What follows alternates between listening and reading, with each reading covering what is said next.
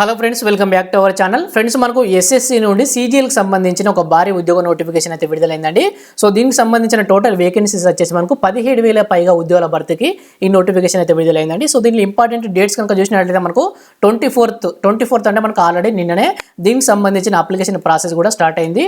మనకు last date వచ్చేసి July 24 అండి. July 24 వరకు అయితే మీరు అప్లై చేసుకోవడానికి అయితే లాస్ట్ డేట్ ఉంది. సో July 24 అంటే మీరు 23rd లోపే అప్లై చేసే ప్రయత్నం అయితే చేయండి. సో అదేవిధంగా మనకు Tier 1 tentative షెడ్యూల్ కూడా మనకి ఇక్కడ ఇచ్చారు. సెప్టెంబర్ లేదా అక్టోబర్లో Tier 1 ఎగ్జామ్ కూడా కండక్ట్ చేస్తామని ఇక్కడ మనకు క్లియర్గా నోటిఫికేషన్లోనే మెన్షన్ చేశారు. సో దీనికి సంబంధించి ఏజ్ లిమిట్ కనుక మనం చూసినట్లయితే ఏజ్ లిమిట్ వచ్చేసి మనకు దీనిలో రెండు రకాల ఉద్యోగాలు ఉన్నాయండి, గ్రూప్ బి అదేవిధంగా గ్రూప్ సి. సో ఇక్కడ చూసినట్లయితే ఇంటెలిజెన్స్ బ్యూరోలో, అదేవిధంగా రైల్వేస్లో, అదేవిధంగా ఎక్స్టర్నల్ అఫైర్స్ మినిస్ట్రీలో వివిధ డిపార్ట్మెంట్లో మనకు అసిస్టెంట్ సెక్షన్ ఆఫీసర్ ఉద్యోగాలు అయితే ఉన్నాయి. సో దీంట్లో ఏజ్ లిమిట్ వచ్చేసి మనకు అన్నిటికీ 18 to 30 18 సంవత్సరాల నుంచి 30 సంవత్సరాల వరకు అయితే ఉన్న వాళ్ళు ఈ యొక్క ఉద్యోగాలకు అయితే అప్లై చేసుకోవచ్చు. కొన్ని ఉద్యోగాలకు 20 అడుగుతున్నాడు. సో ఎవరైతే 20 కంటే బిలో ఉన్నారో వాళ్ళు ఒకసారి ఈ యొక్క వీడియోని పాస్ చేసుకొని మీరు ఏ ఉద్యోగాలకు ఎలిజిబుల్ ఉన్నారో ఒకసారి అయితే చెక్ చేసుకోండి. అదేవిధంగా గ్రూప్ సి ఉద్యోగాలకు చూసినట్లయితే గ్రూప్ సి ఉద్యోగాలకు వచ్చేసి అన్ని ఉద్యోగాలకు 18 to 27 ఇయర్స్ ఏజ్ ఉన్న వాళ్ళైతే అప్లై చేసుకోవచ్చు. గ్రూప్ సి అన్నిటికీ మనకు ఎలాంటి వేరియేషన్ అయితే లేదు, అన్నిటికీ 18 to 27 అడుగుతున్నాడు.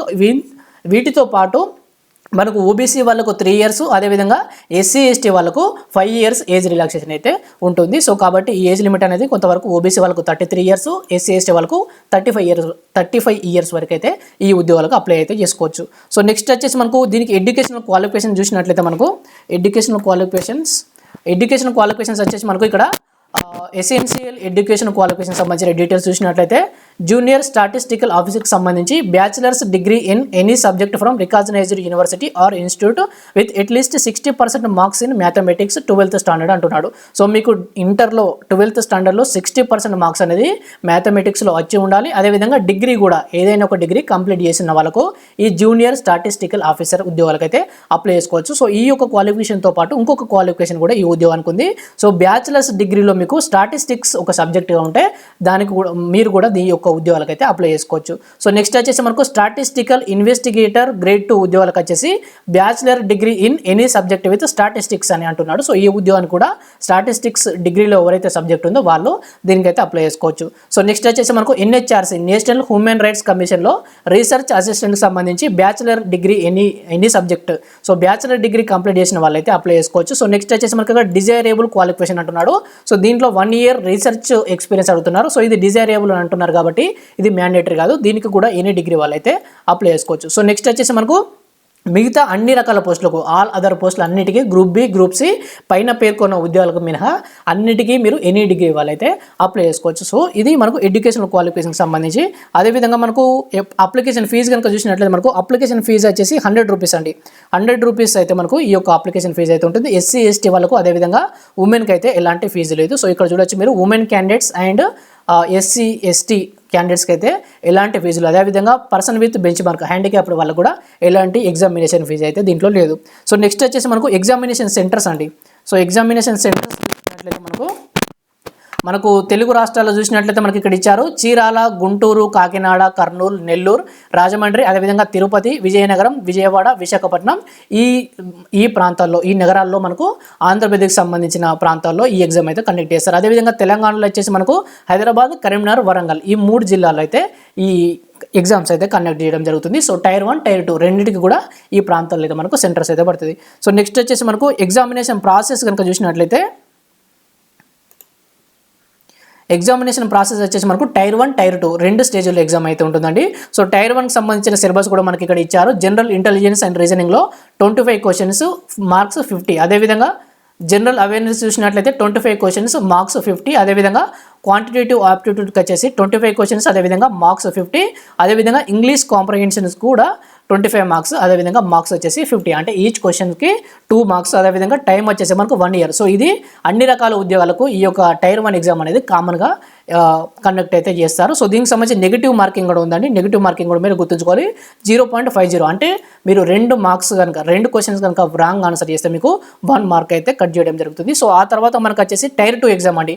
Tier 2 ఎగ్జామ్ వచ్చేసి మనకు పేపర్ 1 పేపర్ 2 టైర్ 2 ఎగ్జామ్ వచ్చేసి మనకు పేపర్ 1 పేపర్ 2 అంటున్నాడు. సో పేపర్ 2 అనేది స్టాటిస్టిక్స్ మనం పైన డిస్కస్ చేసాం కదండి. స్టాటిస్టిక్స్ సంబంధించిన ఉద్యోగాలకు ఎవరైతే ఎలిజిబుల్ ఉన్నారో వాళ్ళకి మాత్రమే ఈ పేపర్ 2 ఉంటుంది. మిగతా వారు అందరికీ పేపర్ 1 ఎగ్జామ్ మాత్రమే ఉంటుంది. సో ఈ టైర్ 2 ఎగ్జామ్ షెడ్యూల్కి సంబంధించిన డీటెయిల్స్ చూసినట్లయితే దీంట్లో మనకు మాడ్యూల్ 1లో మ్యాథమెటిక్ ఎబిలిటీస్, అదేవిధంగా మాడ్యూల్ 2లో reasoning and general intelligence. So దీనికి 30 రెండు 60 క్వశ్చన్స్ అయితే వస్తాయి. సో ఈ సెక్షన్ 1 నుంచి మనకు 60 క్వశ్చన్స్ వస్తాయి. అదేవిధంగా సెక్షన్ 2లో చూసినట్లయితే మళ్ళీ మాడ్యూల్ 1లో ఇంగ్లీష్ లాంగ్వేజ్, అదేవిధంగా కాంప్రహెన్షన్ అంటున్నాడు. అదేవిధంగా మాడ్యూల్ 2లో వచ్చేసి జనరల్ అవేర్నెస్. సో దీంట్లో వచ్చేసి మనకు 45, అదేవిధంగా 25 క్వశ్చన్స్, టోటల్గా 70 క్వశ్చన్స్. సో ఇక్కడ 60, అదేవిధంగా ఇక్కడ 70 అంటే 120 క్వశ్చన్స్. అదేవిధంగా ఇక్కడ మనకు సెక్షన్ 3లో కంప్యూటర్ నాలెడ్జ్ మాడ్యూల్ అంటున్నాడు. సో దీంట్లో 20 మార్క్స్, అంటే దీంట్లో 20 క్వశ్చన్స్, అంటే టోటల్గా 140 క్వశ్చన్స్ అయితే వస్తాయి. సో ఇదంతా ఒకటే ఎగ్జామ్ అండి. సో దీంట్లో మనకు సెక్షన్ 1, సెక్షన్ 2 అని ఇచ్చాడు. సో ఇదంతా ఒకటే ఎగ్జామ్, టోటల్గా 140 క్వశ్చన్స్.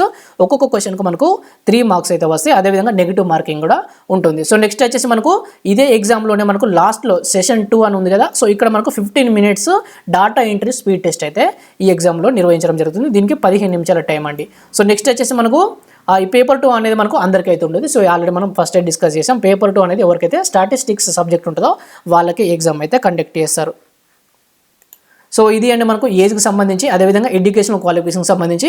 అదేవిధంగా ఎగ్జామ్ అనేది ఇంగ్లీష్, అదేవిధంగా హిందీలో మాత్రమే ఉంటుంది అండి. తెలుగులో ఈ ఎగ్జామ్ అనేది ఉంటుంది. ఇక్కడ మనకు మెన్షన్ చేశారు, the questions will be set both English and Hindi except for English comprehension అంటున్నాడు. ఇంగ్లీష్ కాంప్రహెన్షన్ అంటున్నాడు. సో మనకు గతంలో కూడా మనకు తెలుగులో కొన్ని సందర్భాల్లో ఎస్ఎస్సి కండక్ట్ చేసింది. మళ్ళీ ఏమైందో కానీ మనకు మళ్ళీ తెలుగులో అయితే ఈ ఎగ్జామ్ను కండక్ట్ చేయట్లేదు. ఇంగ్లీష్ అండ్ అదేవిధంగా హిందీలో మాత్రమే ఈ ఎగ్జామ్స్ అయితే కండక్ట్ చేస్తారు. సో దీన్ని గుర్తుంచుకోండి. సో అదేవిధంగా మనకు సిబిఐ, అదేవిధంగా మనకు నేషనల్ ఇన్వెస్టిగేషన్ ఏజెన్సీకి సంబంధించిన ఉద్యోగాల్లో మనకు కొన్ని ఫిజికల్ మెజర్మెంట్స్ కూడా మెన్షన్ అయితే చేశారండి. సో దానికి సంబంధించిన డీటెయిల్స్ అయితే చూద్దాం. సో మనకు సిబిఐకి సంబంధించిన వాటికైతే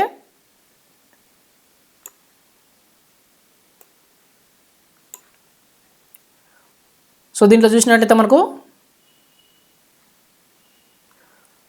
చూసినట్లయితే మనకు యూనిఫామ్ పోస్ట్లో మనకు ఫస్ట్ వచ్చేసి మనకు సెంట్రల్ ఎక్సైజ్, అదేవిధంగా central bureau of narcotics. So ఈ 2 ఉద్యోగాల్లో మనకి ఇక్కడ ఫిజికల్ స్టాండర్డ్స్ మెన్షన్ చేశారండి. సో దీంట్లో మనకు కొద్దిగా తక్కువ ఉంది. మనకు మేల్ వచ్చేసి 157.5 సెంటీమీటర్స్ ఉంటేనైతే సరిపోతుంది. అదేవిధంగా చెస్ట్ వచ్చేసి 81 సెంటీమీటర్స్ ఉండాలి. అదేవిధంగా శ్వాస తీసుకున్నప్పుడు, బ్రీతింగ్ తీసుకున్నప్పుడు 5 సెంటీమీటర్స్ అయితే ఇంక్రీజ్ అవ్వాల్సి ఉంటుంది. సో నెక్స్ట్ వచ్చేసి మనకు ఫిజికల్ టెస్ట్. సో ఈ నార్కోటిక్ కంట్రోల్స్ బ్యూరోకు సంబంధించి అదేవిధంగా సెంట్రల్ ఎక్సైజ్ డిపార్ట్మెంట్కి సంబంధించిన ఉద్యోగాలకు ఫిజికల్ టెస్ట్ వచ్చేసి 1600 మీటర్స్ 15 నిమిషాల్లో మీరు వాకింగ్ అయితే చేయాలి. అదేవిధంగా సైక్లింగ్ కూడా టెస్ట్ ఉంటుంది. అంటే ఇక్కడ మనకు 8 కిలోమీటర్స్ 30 నిమిషాల లోపల దీన్ని సైక్లింగ్ అయితే చేయాల్సి ఉంటుంది. సో ఇది కేవలం దీనికి సంబంధించి అండి నార్కోటిక్ కంట్రోల్కి సంబంధించి మాత్రమే సైకిల్ టెస్ట్ ఉంటుంది. ఈ సెంట్రల్ కేవలం ఎక్సైజ్ డిపార్ట్మెంట్కి సంబంధించిన ఉద్యోగాలకు మాత్రమే ఈ సైక్లింగ్ టెస్ట్ ఉంటుంది. నార్కోటిక్ కంట్రోల్ బ్యూరో ఎగ్జామ్స్కి అయితే ఈ సైక్లింగ్ టెస్ట్ అనేది కేవలం ఈ ఫిజికల్ స్టాండర్డ్స్ చూసినట్లయితే మనకు ఈ సిబిఐకి సంబంధించి central bureau of investigation. So ఈ ఫిజికల్ స్టాండర్డ్స్ కనుక మనం చూసినట్లయితే మనకు సిబిఐలో ఉద్యోగాలకు సంబంధించి 165 సెంటీమీటర్స్ ఉంటే సరిపోతుందండి మేల్ క్యాండిడేట్స్. అదేవిధంగా ఉమెన్ వచ్చేసి మనకు 150 సెంటీమీటర్స్ ఉంటేనైతే సరిపోతుంది. అదేవిధంగా హైట్ రిలాక్సేషన్ అదేవిధంగా మనకు చెస్ట్ వచ్చేసి 76 సెంటీమీటర్స్. ఇది ఓన్లీ మేల్ క్యాండిడేట్స్కి మాత్రమే ఉంటుంది. 76 సెంటీమీటర్స్ ఉండాలి విత్ ఎక్స్పాన్షన్ అంటున్నాడు. అంటే ఎక్స్పాండ్ చేసినప్పుడే మీకు 76 సెంటీమీటర్లు ఉండాల్సి అయితే ఉంటుంది. అదేవిధంగా మనకు ఐటెస్కి సంబంధించి ఇక్కడ డీటెయిల్స్ ఇచ్చారు. సో నెక్స్ట్ వచ్చేసి మనకు sub inspector in national investigation agency ఎన్ఐఏలో ఉద్యోగాలకు సంబంధించి 170 సెంటీమీటర్స్ అయితే హైట్ ఉండాలి. అదేవిధంగా ఫీమేల్ క్యాండిడేట్స్ వచ్చేసి 150 సెంటీమీటర్ల హైట్ ఉండాలి. అదేవిధంగా హిల్స్ ఎవరైతే కొండ ప్రాంతాల్లో ఉన్న వారికి 5 సెంటీమీటర్ల రిలాక్సేషన్ అయితే ఉంటుంది. సో నెక్స్ట్ వచ్చేసి మనకు ఈ ఎన్ఐఏ ఉద్యోగాలకు కూడా 76 సెంటీమీటర్లు విత్ ఎక్స్పాన్షన్ అంటున్నాడు. ఏదైతే మనకు బ్రీతింగ్ తీసుకున్నప్పుడే 76 సెంటీమీటర్లు ఉండాలి. అంటే 71 ఉన్నా సరిపోతుంది, కానీ 76 సెంటీమీటర్లు అనేది మీరు బ్రీతింగ్ తీసుకున్నప్పుడు అయితే ఉండాలి. అంటే బ్రీతింగ్ తీసుకోకముందు ఎంత ఉంటుంది అనేది వాళ్ళు క్యాలిక్యులేట్ చేయరు. బ్రీతింగ్ తీసుకున్నప్పుడు ఖచ్చితంగా 76 సెంటీమీటర్లు అయితే ఉండాలి. సో ఇది మనకు ఎన్ఐఏకి సంబంధించి. అదేవిధంగా మనకు junior intelligence officer in narcotic control bureau minister of home affairs అంటున్నాడు. సో దీనికి కూడా 165 ఉంటే సరిపోతుంది. అదేవిధంగా ఉమెన్ వచ్చేసి 152 సెంటీమీటర్స్ ఉంటేనైతే సరిపోతుంది. సో ఇది ఉద్యోగాలకు సంబంధించండి. సో ఇంకేమైనా డౌట్స్ ఉంటే మీరు కింద కామెంట్ సెక్షన్లో అడిగే ప్రయత్నం అయితే చేయండి. నేను తప్పకుండా రిప్లై ఇచ్చే ప్రయత్నం చేస్తాను. So thank you for watching. Thank you.